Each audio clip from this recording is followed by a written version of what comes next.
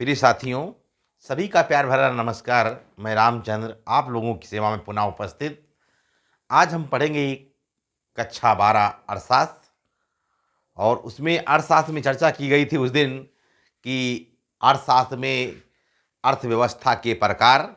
तो उसमें अर्थव्यवस्था के विषय में आप लोगों ने जाना था और अर्थव्यवस्था कितने प्रकार की होती है इसके बारे में चर्चा की गई थी। आज हम जानेंगे। तो उस दिन पूंजीवाद के विषय में बताया गया था, पूंजीवाद की क्या विशेषताएं हैं। तो आज हम जानेंगे समाजवाद की विशेषताएं। तो लिखेंगे कक्षा 12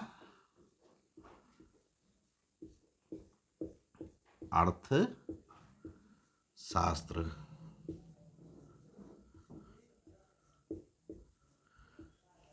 कक्षा 12 अर्थशास्त्र में आज जानेंगे समाजवाद का अर्थ और विशेषताएं।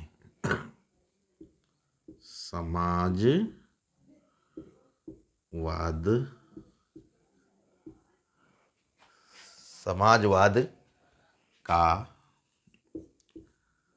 अर्थ विशेषताएं।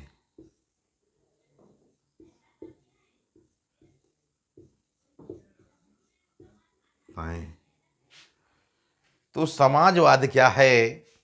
समाजवादी अर्थव्यवस्था वह अर्थव्यवस्था होती है जिसमें उत्पादन के साधनों पर समाज या सरकार का अधिकार होता है। तो ऐसी अर्थव्यवस्था को कहा जाएगा समाजवादी अर्थव्यवस्था। समाजवादी अर्थव्यवस्था की कौन कौन सी विशेषताएं होती हैं? तो उत्पत्ति के साधनों पर समाज का स्वामित्व होता है। उत्पादन के साधनों पर किसका स्वामित्व होता है? संपूर्ण समाज का। क्योंकि देखा जाए सरकारें किसकी होती हैं? जनता की होती हैं। इसीलिए कहा गया कि जनता ही जनार्दन है। तो सरकारें जनता को चुनने का काम कौन करती है? सरकार। जनता जो है सरकार को चुनती है। एक अच्छी सरकार समाज का कल्याण सही तरीके से करती है। तो अगली फिर हम परिभाषा इसमें जानेंगे कि समाजवाद में उत्पादन के साधनों पर किसका अधिकार होता है? समाज का अधिकार होता है। आर्थिक नियोजन, तो इसमें धन संबंधी जो योजना बनाई जाती है तो एक समाज के कल्याण को देख करके आर्थिक योजनाएं बनाई जाती हैं। एक केंद्रीय सत्ता होती है। तो समाजवाद में कौन सत्ता होती है? केंद्रीय सत्ता होती है। केंद्रीय सत्ता के द्वारा ही सारा कार्यों का संचालन होता है।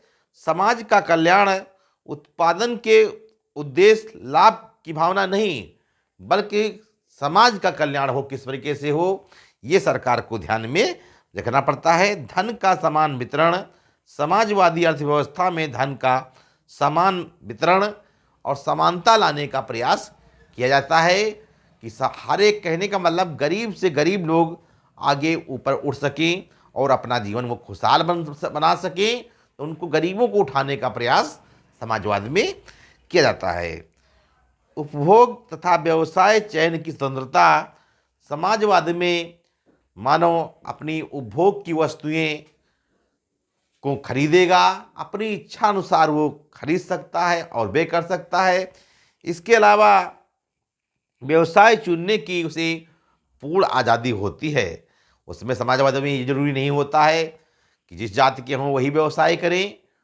अगर हमारे अंदर प्रतिभा है व्यवसाय करने की तो कोई भी हम अपनी प्रतिभा के अनुसार व्यवसाय कर सकते हैं। मूल यंत्र, समाजवादी अर्थव्यवस्था में मूल यंत्र के विषय में अगर देखा जाए तो मूल यंत्र की सहायता से भी कार्य किया जाता है और मूल यंत्र के द्वारा लोग स्वतंत्रतापूर्वक व्यवसाय आसानी से कर सकते हैं। प्रतियोगिता का अभाव, तो समाजवाद में जो है प्रतियोगिता का अभाव होता है। इसमें किसी प्रकार का कोई कंपटीशन नहीं होता है। इसके बाद में जानेंगे हम मिश्रित अर्थव्यवस्था, हेडिंग डालेंगे। तो ये था समाजवाद। इसके बाद में फिर मिश्रित अर्थव्यवस्था। मिश्रित अर्थव्यवस्था,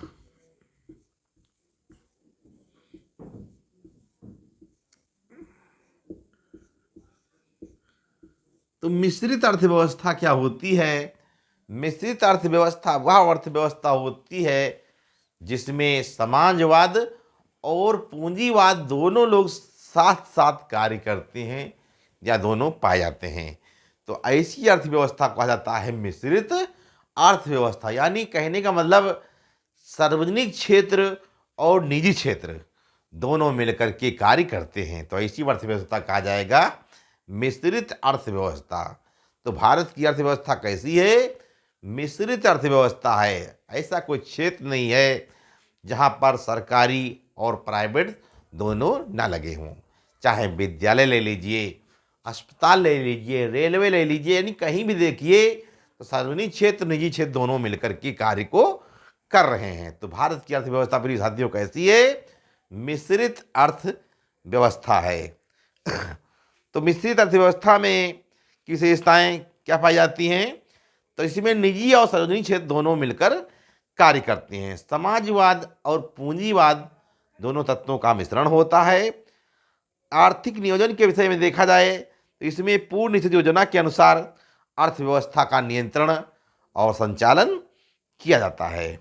साधनों का बंटवारा जो है समाज के कल्याण के उद्देश्य से के लिए किया जाता है। तो प्रिय साथियों, आज आप लोगों ने जाना कि समाजवाद क्या है, समाजवाद की कौन कौन सी विशेषताएं होती हैं, और मिश्रित अर्थव्यवस्था क्या है, मिश्रित अर्थव्यवस्था की कौन कौन सी विशेषताएं होती हैं, इस पर चर्चा की गई। तो प्रिय साथियों, हमारे चैनल को सब्सक्राइब करिए और लाइक करिए तथा अपने दोस्तों में शेयर करिए, ताकि हम आप लोगों को अच्छी से अच्छी क्लास उपलब्ध करा सकें बेहतरीन तरीके से, जो कि आपको इंटरमीडिएट की परीक्षा में महत्वपूर्ण सफलता दिलाएगी। और आप लोगों को अर्थशास्त्र विषय रटना नहीं पड़ेगा। इसलिए मान लिया कुछ लोग कहते हैं कि भाई रट लें, रट करके काम चल जाएगा। तो अर्थशास्त्र एक ऐसा विषय है, रटने की इसमें ज़रूरत नहीं है, इसमें बल्कि समझने की ज़रूरत है। तो जो समझने के बारे में अगर बताया जाए तो इस तरीके से बिल्कुल सरल तरीके से आप लोगों को समझाया जाएगा सही तरीके से। जो एक बार अगर आप लोग वीडियो को देख लेंगे तो वाकई में आनंद आ जाएगा, और जो कि आपको परीक्षा में महत्वपूर्ण सफलता दिलाएगा। तो प्रिय साथियों, आज की ऑनलाइन कक्षा में बस इतना ही। अगले दिन हम पुनः मिलेंगे। नमस्कार।